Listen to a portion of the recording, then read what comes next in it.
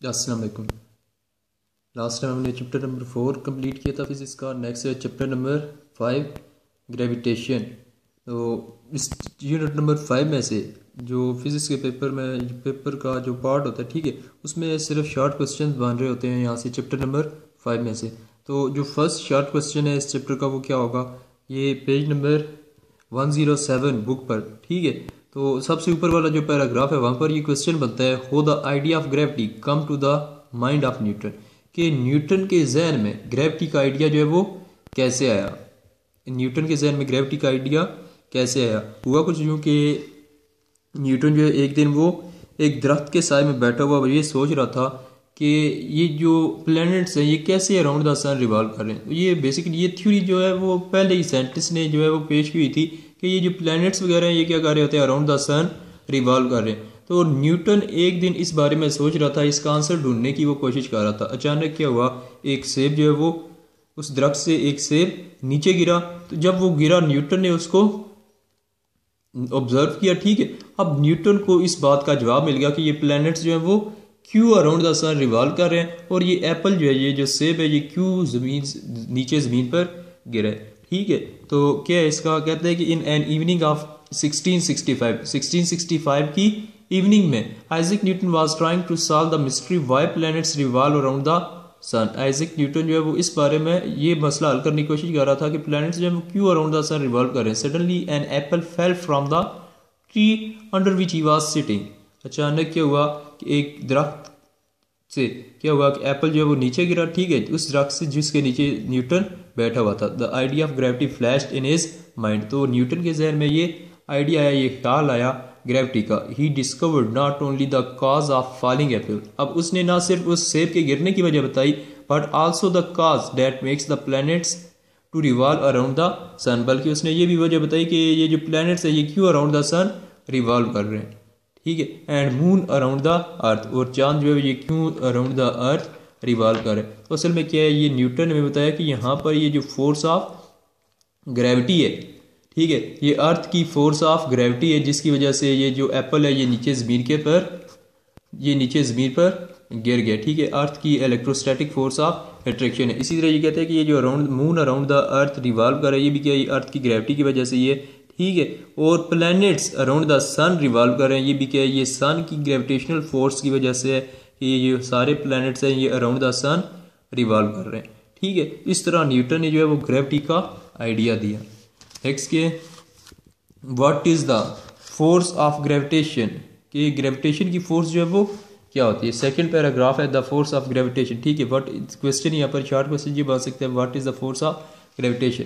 तो Newton concluded that there exist a force. Newton ने क्या नतीजा निकाला कि यहाँ पर क्या एक ऐसी फोर्स है।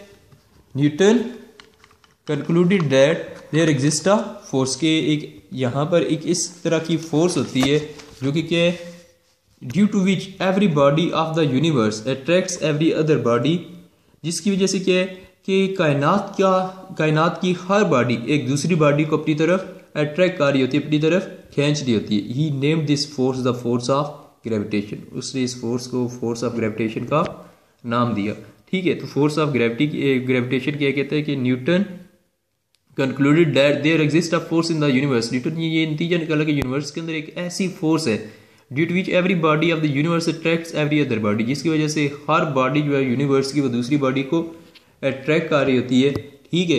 He named this force the force of gravitation. उसने इस फोर्स को ग्रेविटेशन का नाम दे दिया। अब ये जो फोर्स ऑफ ग्रेविटेशन है ये हर दो ऑब्जेक्ट्स के दरमियान या हर दो बॉडीज़ के दरमियान पाई जाती है, और ज़्यादातर क्या होता है कि ये ऑब्जर्व फीलेबल नहीं होती, इसकी वैल्यू बहुत कम होती है, ठीक है। इसलिए क्या है कि ये हमें जो है वो महसूस नहीं हो रही होती। नेक्स्ट के law of gravitation, law of gravitation.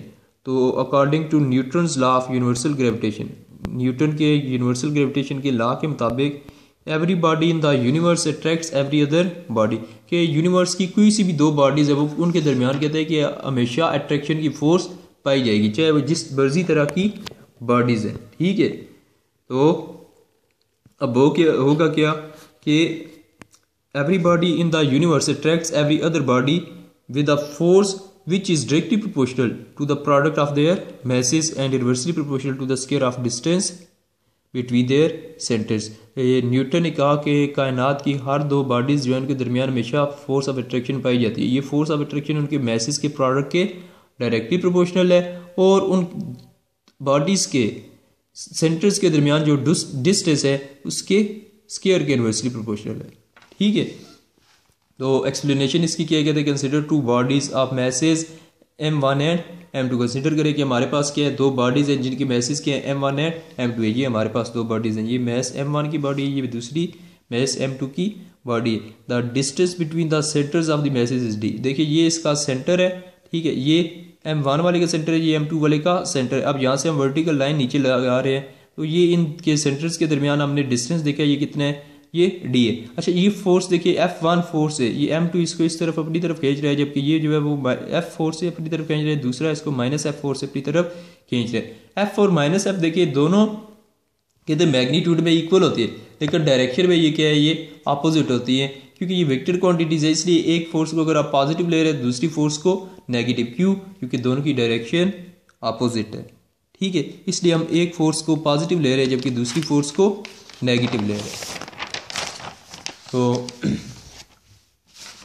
Next देखिए, according to law of gravitation, ठीक है, the gravitational force of attraction with which the two masses m1 and m2 separated by distance d attracts each other is given by. तो according to law of gravitation कहते हैं कि ये जो इन दोनों bodies के दरमियान जो फोर्स ऑफ अट्रैक्शन होगी वो किसकी इक्वल होगी, ये इक्वल होगी। ये कैसे होगी, F is directly proportional to m1 m2।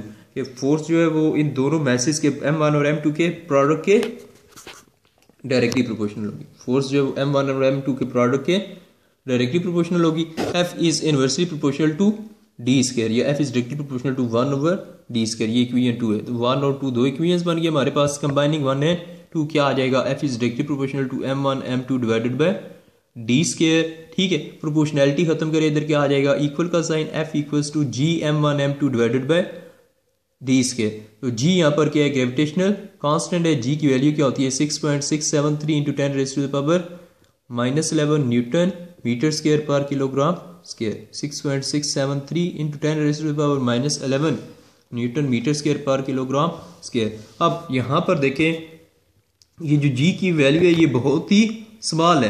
तो कहते हैं कि कायनात के अंदर कोई सी भी दो बॉडीज है, जैसे आपके पास कोई सी भी दो बॉडीज है, ठीक है, एक पेंसिल और एक पेन कर लें, कहते हैं इनके दरमियान भी फोर्स ऑफ अट्रैक्शन पाई जाएगी। अब वजह क्या है, कहते हैं कि यहाँ पर इनके मैसेज बहुत कम है, जबकि जी की वैल्यू जो है वो और भी ज़्यादा कम है।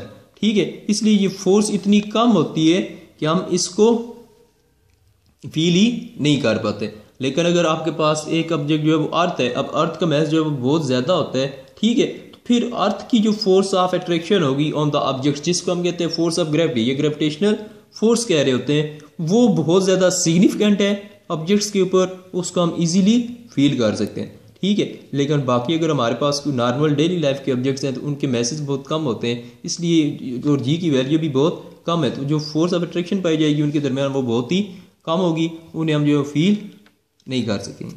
ठीक है, नेक्स्ट क्वेश्चन कि what is the relation between law of gravitation, ठीक है, and Newton third law of motion, कि लॉ ऑफ ग्रेविटेशन और न्यूटन का जो थर्ड लॉ ऑफ मोशन है इन दोनों के दरमियान क्या रिलेशन है।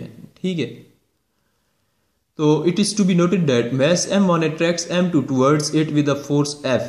कहते हैं कि m1 जो है वो m2 को अट्रैक्ट कर रहा है अपनी तरफ, किस फोर्स से, F फोर्स से अट्रैक्ट कर रहा है, while mass m2 attracts m1 towards it with a force of same magnitude F but in opposite direction। तो कहते हैं कि दोनों ऑब्जेक्ट्स, दोनों मैसेज के ऊपर फोर्सेस का जो मैग्नीट्यूड है वो इक्वल है, दोनों फोर्सेस आपस में इक्वल है, सिर्फ क्या उनकी डायरेक्शन अपोजिट है। तो if the force on m1 is considered as action then the force acting on the mass m2 will be the reaction। कहते हैं कि अगर m1 के ऊपर जो फोर्स एक्ट कर रही है वो अगर एक्शन की फोर्स है तो m2 के ऊपर एक्ट करने वाली फोर्स रिएक्शन की फोर्स होगी। The action and reaction due to force of gravitation are equal in magnitude but opposite in direction. कहते हैं कि ये ग्रेविटेशन, फोर्स ऑफ ग्रेविटेशन की वजह से एक्शन और रिएक्शन की फोर्सेस आपस में इक्वल होंगी, कि दोनों बॉडीज एक दूसरे के ऊपर इक्वल फोर्स एक्सर्ट कर रही होंगी। ठीक है, लेकिन ये क्या है, ये फोर्सेस आपस में अपोजिट होंगी डायरेक्शन में। This is consistent with Newton third law of motion which states, कहते हैं ये क्या है, ये न्यूटन थर्ड लॉ है जो कि क्या स्टेट करता है, to every action there is always an equal but opposite reaction, के हर एक्शन के लिए क्या है, एक अपोजिट और इक्वल रिएक्शन होता है। To every action there is an equal but opposite reaction, के हर एक्शन के लिए क्या है, एक इक्वल और अपोजिट रिएक्शन होता है। ये किसकी स्टेटमेंट है, Newton third law of motion की। तो कहते हैं ये जो लॉ ऑफ ग्रेविटेशन है ये Newton third law of motion जो है वो उसके साथ भी रिलेट कर रहा होता है। ठीक है।